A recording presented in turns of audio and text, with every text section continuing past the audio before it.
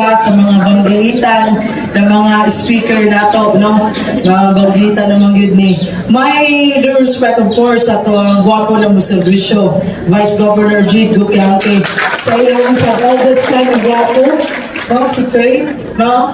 And of course, ang atong nanay sa lungsod sa Clavel, very dedicated, hands-on, may kasing-kasing na dun sa pag-servisyo. Walay Sabado, kung mag-text niya sa ako, midnight, reply sa siya, buntag pa, kung di naman ba di matuyog si Mayor.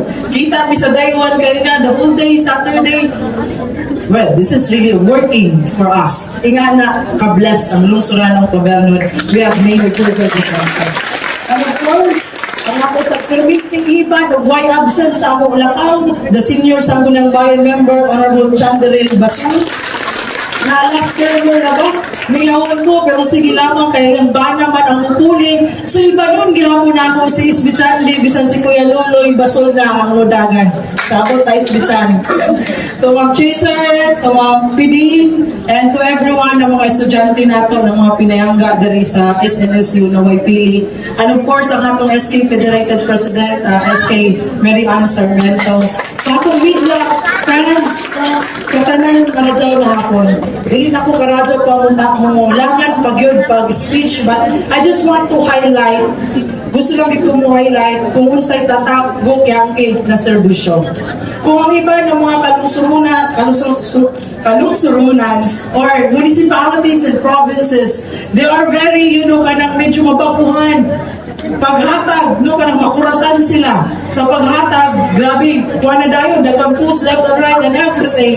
Pero sa lungsod sa Clavel, every day is a giving day to us. It's normal. Wala na bago sa Abigante administration ng panghatag. The giving of 2,500 na allowance, normal na ni sa Duque administration. So, murag katong ingon ni Mayor, gusto na ako susugan na kana nagkapuligi ko naghanap lista.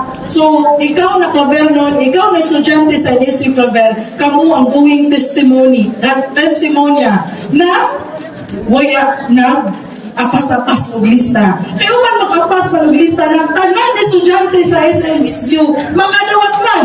Di ba? Whether you are governor or not, lahat magpakga si Mayor Georgia, kay matod pa ni Vice Governor Lee, sagdan lamang nato, pasabot sa mga opisyalis, kaya naman silingan nato na sila. Mubayos ta, kaya yung nato ibawan ang kinabuhi kung kita na sa manginahanglan. So igugmao ng taga-Igakit, taga-Pakwak, taga-Sukuro, taga-Placer. Everyone is here in this school is loved. Do you agree with me on that? Yes! So why ka puliki? Tama ba? So kapuro kayo dito sa unay makabati. Asa dapit. Di ba? O asa ka puliki. Because for us, kani mga opisyalis sa lungsuranon Clavel nun, nagtudluan yun mi na serbisyo na may kasing-kasing serbisyo ng tinuray.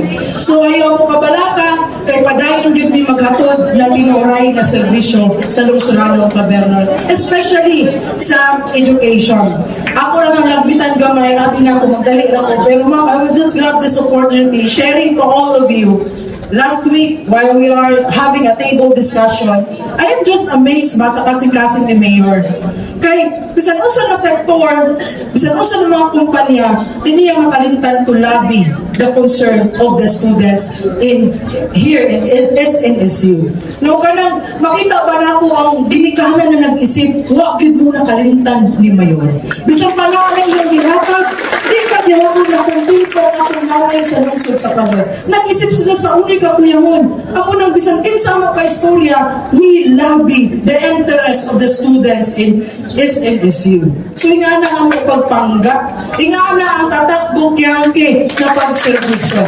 Kaya nga sa pagsuporta na yung Vice Mayor ng mga Sangguniang Bayan members. Maunang ka muna ang magmatod pa ni Vice Gov na sa inyo ang pagpili na abot ng ginang pinili ay kung inyo ba bang ipadayon ang among sinerbisyohan. No? Ladyo man ang eleksyon pa, sunod tuig pa man, pero bisan pawabot, mag-extend pa ba ang eleksyon, padayon ang among panerbisyo para sa inyong tanan. Because we are just a good steward of God's blessings. And we want to be responsible on the blessings that God give to us. Diba? So sa tanan, maradyo na hapon, ang atong prayer and congratulations to all of us na kamo sa inyong mga lugar o mga barangay, kamo mahimo na maging garbo sa inyong respective places. Ug labaw sa tanan, ang mga Clavernon mahimo na garbo ng Clavernon. Dayon kayong salamat. Ug